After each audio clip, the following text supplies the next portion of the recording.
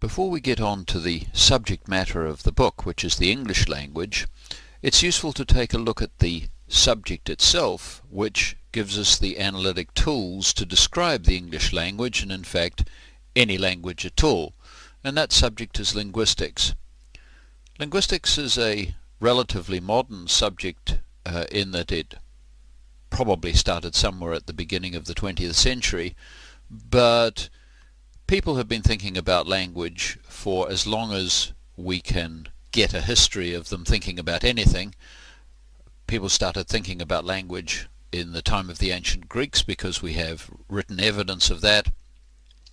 Certainly they were thinking about it in 600 BC in India because we have a very early grammar of Sanskrit written at that time.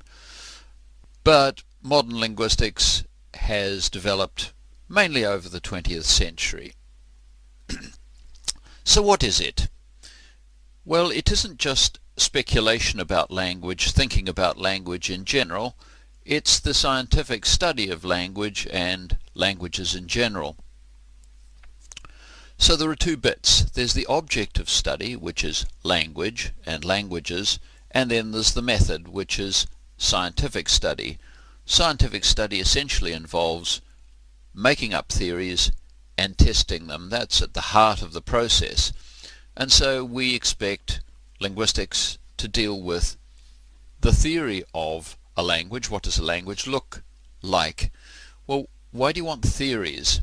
The fact is that, as we'll find repeatedly, language is inside your head. And it's actually very difficult to look inside your head and find anything useful in there other than grey matter and a brain. But inside that brain there is a language stored somehow, and the purpose of linguistics is to make a model of it. In the process of making models of languages, it's quite clear that linguistics has to look at it in various ways because languages themselves have many subsystems. They don't just come as a single job lot. And the reason for that is that languages are a way of connecting sound to meaning. Again, I shall repeat that probably boringly in the future, but because they connect sound to meaning, we must at least look at sounds and then look at meanings, because the two are really quite different. And then we've got to look at the connection. Well, the subsystems are sub-disciplines essentially, each with their own ways of going about things, because the ways in which you might look at a sound and the way you might look at a meaning don't necessarily have anything in common. So linguistics has always consisted of a set of sub-disciplines looking at each of the subsystems of language. And the first one that I'm going to talk about is Lexics and Morphology.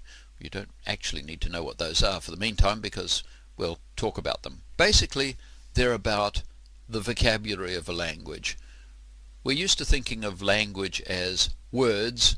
Obviously, without words there wouldn't be a language, and so the vocabulary is crucial, and increasingly in the last 20 years or so it's been realized just how important it is for driving the whole of the way language works. We'll see in a later movie and in the first section of the book that words are extremely complex ways of relating sound again to meaning. But words also have internal structure. They have a grammar of their own. So while the word lexis is used for vocabulary in general and the study of words, morphology is the discipline that deals with the internal structure of words. Words aren't just job lots, they have internal components, and again that will be a feature of a later section of the lectures and certainly of the textbook. Well, because lexical items, words, connect sound to meaning, obviously we have to study the sounds, and the way in which one studies sounds is called phonetics. And phonetics has been around for a while. Some of you know Eliza Doolittle and Henry Higgins. Well, Henry Higgins was a phonetician who studied sounds, and the precursor of Henry Higgins, on whom the character is based, lived at the end of the 19th and beginning of the 20th century. You can look at sounds in a number of ways. You can look at how they're articulated, that is, what your face does and what your lungs do and what your vocal cords do when you're producing a sound, and that's called articulatory phonetics, the process of making sounds using the equipment that humans have for making speech sounds. But we can also look at it as the sound travels through the airways. Obviously, sounds go from someone's mouth to someone else's ear, and on the way they travel through the atmosphere, and we can study them acoustically by looking at the speech signal itself in the way that perhaps a physicist might. Finally, we can look at what happens when it hits the ear, and obviously inside the ear there are various ways of collecting sounds, and speech sounds are also collected that way, and so we can look at auditory phonetics, that is, what happens at the ear end, at the receiving end. So articulatory phonetics looks at the production end, acoustic phonetics looks at the transmission end, and auditory phonetics looks at the reception end. But languages wouldn't operate at all if there were just sounds. We make lots of sounds which don't play any role in languages at all. You can snap your fingers and you can whistle. Snapping your fingers and whistling aren't used in any human language at all for conveying meaning. So we have to look at those sounds which are used to convey meaning, and that is called phonology. Phonology is looking at the sounds of language, but from inside of the languages themselves.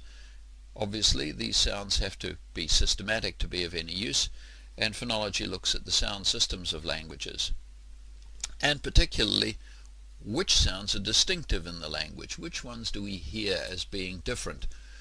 Obviously, we have various ways of pronouncing an S sound, and in some cases that's significant, in some cases the differences are not regarded as significant, not regarded as distinctive in the language. So phonology looks at distinctive sounds. Well, it would be fine if we just made speech sounds, but we don't. We put these speech sounds together into words, and we put the words together into sentences. And sentences have a structure, and that structure is looked at by a subdiscipline called syntax. Syntax is the way in which sentences are structured, and the subdiscipline of linguistics called syntax is the subdiscipline that studies those. Sentences are clearly made up out of words, but not only out of words. The words are put together into phrases, and then the phrases are put together into sentences. So syntax is a complicated matter of taking individual words, putting them into an order, but the order also has phrases in it, so it's not just a simple word after word after word order. And finally, we have to get to the meaning of things. Without language having meaning, it wouldn't be any use as a communication system. So the subdiscipline of linguistics that deals with that is called semantics. And it asks the question, what is meaning anyway? We've got a pretty good idea what a sentence is, but meaning is rather less precise, and we have to look at how it relates to the way in which humans conceptualize the world around them. Obviously, humans see in color, they don't see in black and white, whereas we know that cattle see basically in black and white. So we have to look at human conceptual structure and say, okay, how does that relate to the way in which meanings are transmitted through languages, through words and sentences? And obviously, because it's related to words and sentences, we have to relate it in turn to syntax and lexis. So meaning is not just something that words have, but also something that sentences have. We put the meanings of words together and make complicated messages, and we use the syntax of the language to do that. And finally, word meaning isn't just conveyed by sentences. Some of the meaning of what we send from a sender to a receiver is conveyed by the meaning of the sentence, but there's more to it than that. When someone says something, people understand that they have to take the context into account to understand the meaning.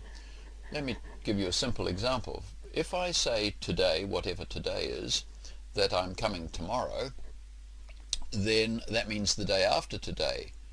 But when is today? Well, today can be any day at all. So to understand the actual date of tomorrow, you have to understand what the date of today is.